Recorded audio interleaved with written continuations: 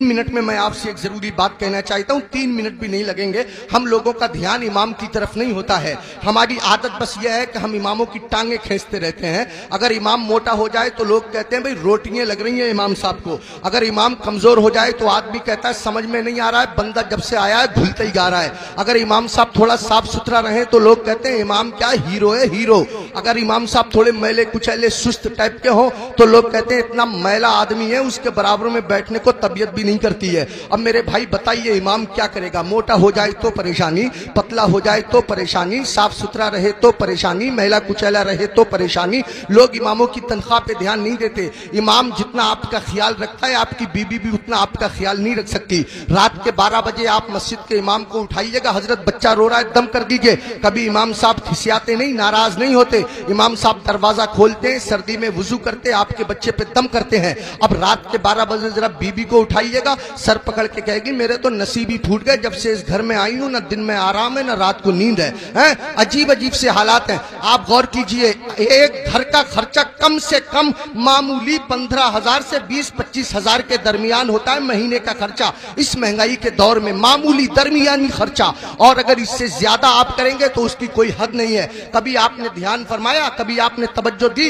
ये 3,000 की तनख्वाह हमारे इमाम साहब की, ये 4,000 की तनख्वाह हमारे इमाम साहब की, ये 5,000 की तनख्वाह हमारे इमाम साहब की, बहुत ज्यादा बड़े शहरों में 10,000 की तनख्वाह हमारे इमाम साहब की। आपने तवज्जो फरमाई, ध्यान दिया कि इमाम का गुजारा कैसे होता होगा, उसके बच्चों की दवाएं कहां से आती होंगी, उसके घर के अखराजात कहां से पूरे होते होंगे। जो आदमी 15-20 हजार रुपया महीना कमाता है, अगर कोई बड़ा काम आ जाए तो उसको भी कर्जा लेने की जरूरत पड़ जाती है। तो मुझे बताइए कि फिर ये इमाम जो 4,000-5,000 में महीना भर 24 घंटे की ड्यूटी देता है, इस इमाम का गुजारा कैसे हो रहा होगा? आप जरा सोचिए, इस पे ध्यान दीजिए, तवज्जो फरमाइए।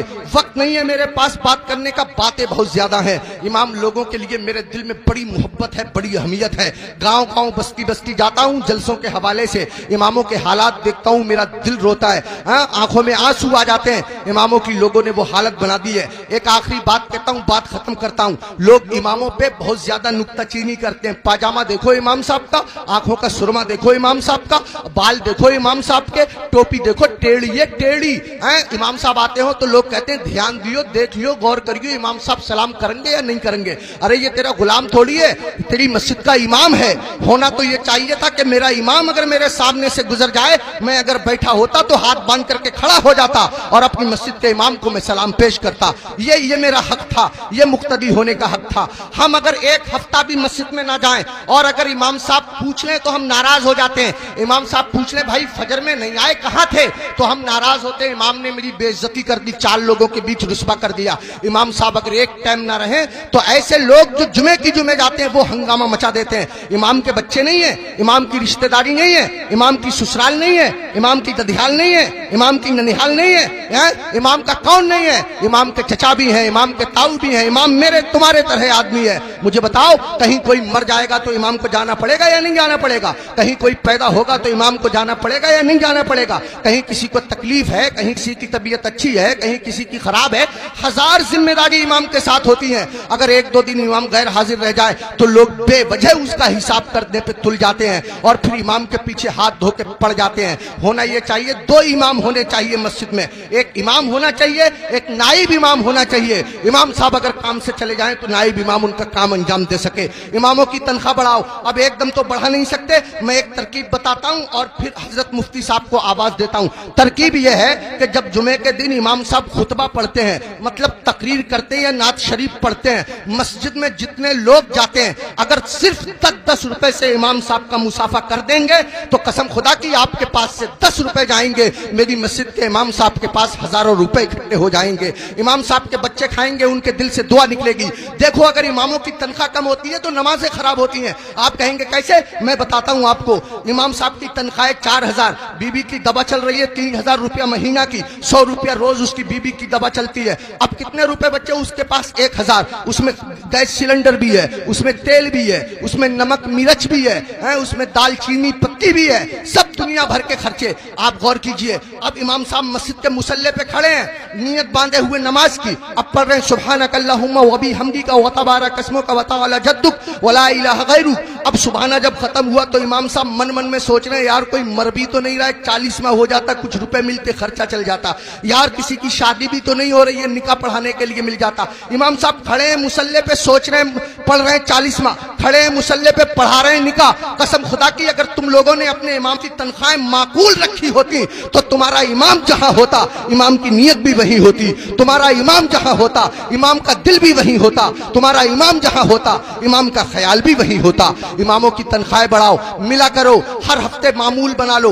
जब तुम कमाते हो, हजारों कमाते हो, मामूल बना लो कि हर महीने में इमाम साहब को गौसे आजम की तरफ से 11 रुपए दूंगा या 1100 रुपए दूंगा या 500 रुपए दूंगा। महीने में तुमको तनख्वाह मिले 10,000, महीने में तुमको तनख्वाह मिले 15,000, 8,000, 8,000 में से 100 रुपए चुपके से जाओ इमाम साहब से मुसाफा करके आ जाओ। अगर बस्ती में 100 घर हैं, सबके सब 100-100 रुपए से मुसाफा करेंगे, हिसाब जोड़ आप लेना रुपए कितने हो जाएंगे, इमाम साहब का काम हो जाएगा। मैं कहना ये चाहता हूं, इतना बड़ा इमाम, कभी तुमने सोचा तुम लोग अपने बिस्तर पे सोते रहते हो फजर की नमाज के वक्त, तुम्हारा इमाम तुम्हारी बस्ती की मस्जिद के मुसल्ले पे बैठ के तुम्हारे लिए दुआ कर रहा होता है, या अल्लाह मेरी बस्ती पे करम फरमा, या अल्लाह इस बस्ती पे रहम फरमा, लोगों के कारोबार में बरकत अता फरमा, इज्जत की हिफाजत फरमा, दौलत की हिफाजत फरमा, आबरू की हिफाजत फरमा। और तुम उसी इमाम के पीछे पड़े रहते हो जो तुम्हारे लिए दुआएं करता रहता है। एक आदमी पड़ा रहता था बहुत इमाम के पीछे, एक दिन पकड़ लिया इमाम साहब ने, अबे फजर की नमाज पढ़ी है? बोला बिल्कुल पढ़ी है। इमाम साहब बोले कै रकअतें पढ़ी है? बोला 10।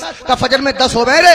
कह रहा चलो 15 मान लो। इमाम साहब बोले 15 होती फजर में? कह रहा चलो 20 मान लो। इमाम साहब बोले पिट जाएगा, दिमाग खराब मत कर। मुंह लटकाया हुआ घर गया, बीबी बोली कैसे मुंह लटकाए फिर रहे हो? कहने लगा रे इमाम साहब ने पकड़ लिया, बोले फजर पढ़ी है? मैंने पढ़ी है। उन्होंने रकअतें पूछ ली, मैंने 10 बताई, 15 बताई, 20 बताई, 25 तक पहुंच गया, मगर इतना है कड़े इमाम है वो भी माने ही नहीं है। तो बीबी कह रही है तुम भी तो पागलों जैसी बातें करो, 4 बता देते 4। तो कह रहा तू तो सच में ही पिटवाने वाले काम कर रही है।